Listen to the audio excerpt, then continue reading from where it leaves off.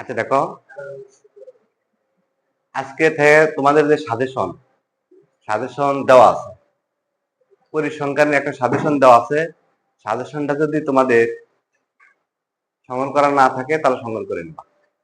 আর suggestion যেভাবে আমি তৈরি করেছি, আশা করা যায় সবগুলো অঙ্ক এই সাজেশন থেকে তোমার কমন পাবা।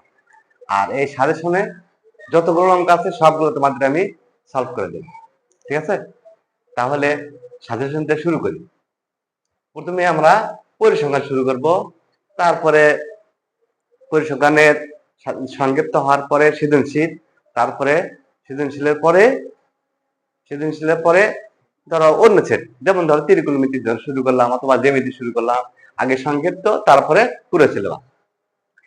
যদি তোমরা এই 3 মাস যদি মনোযোগ দিয়ে যদি ক্লাস করতে পারো, আশা করা যায় সবাই ফুল এনজয় করতে পারবা, রেজাল্ট ভালো করতে পারবা। ঠিক আছে, তাহলে আমরা পরিসংখ্যান থেকে শুরু করব। তোমরা একটু ভালো করে মনোযোগ দিয়ে শুনবা, মনোযোগ শুনলেও অনেকটা ক্লিয়ার হয়ে যাবে। আর বাকিটুকু বাড়িতে একটু দেখে নেবা। যেমন দেখো, সাজেশনের 1 নম্বরে দিছি আমি কি কেন্দ্রীয় প্রবণতা বলতে কি বোঝো, কেন্দ্রীয় প্রবণতার পরিমাপ গুলো কি কি। আচ্ছা, তাহলে কি করেছি আমরা, পরিসংখ্যানের সংক্ষিপ্ত এবং সৃজনশীলে ক নম্বরতে আসতে পারে, ক নম্বরে আলাদা প্রশ্ন আসে না, তাহলে ক নম্বরের জন্য আমরা করব। কেমন করে করবো দেখো, কি প্রথমে কি, যদি কেন্দ্রীয় প্রবণতা বলতে কি বোঝো বা কেন্দ্রীয় প্রবণতা কাকে বলে এরকম থাকে যদি, তাহলে আমরা কি লিখবো, কেন্দ্রের মানের দিকে উপাত্ত সমূহকে পুঞ্জীভূত হওয়ার প্রবণতাকে কেন্দ্রীয় প্রবণতা বলে।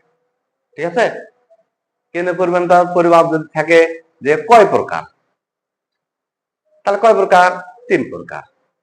যদি এম থাকলো কি কি, তাহলে কেন্দ্রীয় প্রবণতা পরিমাপ কয়টি, 3টি। কি কি, গড় একটা, মধ্যক একটা, উচ্চ রেখা একটা।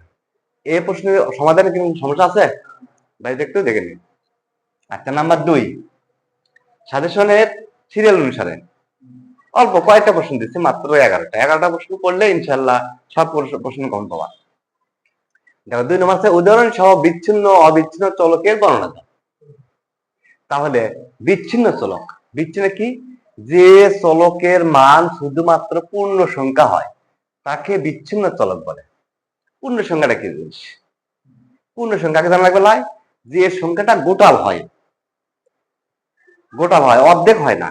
যেমন ভারতে শোনো, জনসংখ্যা মানে মানুষ, একটা হয়, দুটে হয়, তিনটে হয়, চারটে হয়, এরকম হয় না, নাকি কখনো দুটে আড়াইটা, তিনটে, সাড়ে তিনটে এরকম হয় না, নাকি হয় না। তাহলে যেতে ওই আড়াইটা, সাড়ে তিন, সাড়ে চার এরকম হয় না, সেটা হচ্ছে পূর্ণ সংখ্যা, যেটা গোটাল হয়।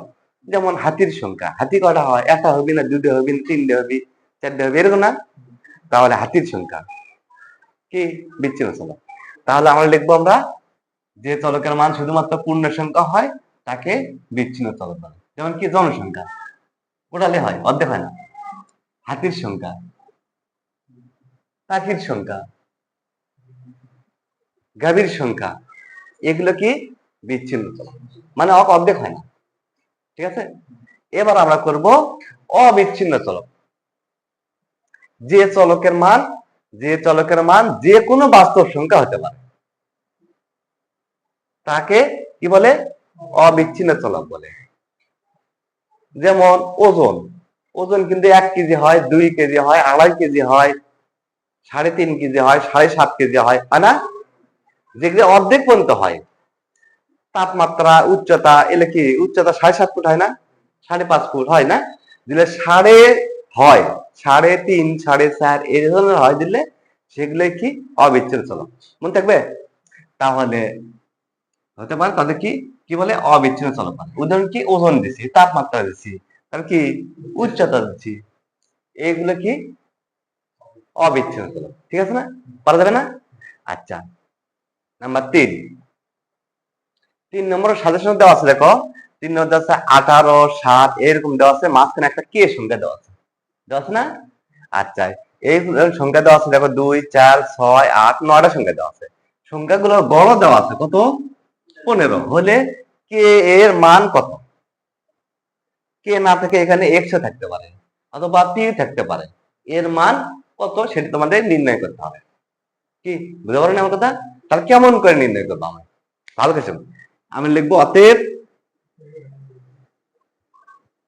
নির্ণয় গড়, গড়ের সূত্র মানে এই করার সঙ্গে যোগ কত কত আছে, 18 যোগ 7 যোগ 12 যোগ কে যোগ 9 যোগ 11 যোগ 14 যোগ 16 যোগ 25। এখন দেখবো যে এখানে দেওয়া আছে না কটার সংখ্যা 1 2 3 4 5 6 7 8 9, এর কটার মান 9 দেওয়া কি ঠিক আছে না? এখানে যদি 10টা থাকে 10 দিয়ে ভাগ, 12টা থাকলে 12 দিয়ে ভাগ। আচ্ছা এখন দেখি আমরা সংখ্যাগুলোর গড় কত দেওয়া আছে, তাহলে গড়ের মান হচ্ছে 15, 15 না? এই যে সংখ্যা কটা আমরা যোগ করব, যোগ করে কত হয় 112, তার সাথে আর কি আছে কে, আর নিচে কত আছে 9, আমরা একটু কোনাকানি গুণ করবো, এর নিচে মনে মনে 1 আছে কিন্তু 1 দিয়ে যদি আমরা এটা গুণ করি তাহলে 112 প্লাস কে, আর এ দিয়ে গুণ করে 9 দিয়ে 15 গুণ করবো তাই না, 100 কত হয় 35 তাই না? তারপরে এবারে প্লাস ব্যাপার কে কে সমান 135 মাইনাস 112, অতএব কে সমান 23। দেখো তো কে এর মান বাড়ছে, তাহলে আমরা লিখবো অতএব নির্ণয় মান কে সমান 30। তাহলে দেখো এখানে যদি এক্স থাকে এক্স এর মান বাড়বে না, পি থাকলে পি মান কি, আমার তো কে বোঝেনি। আচ্ছা ওকে এ পর্যন্তই।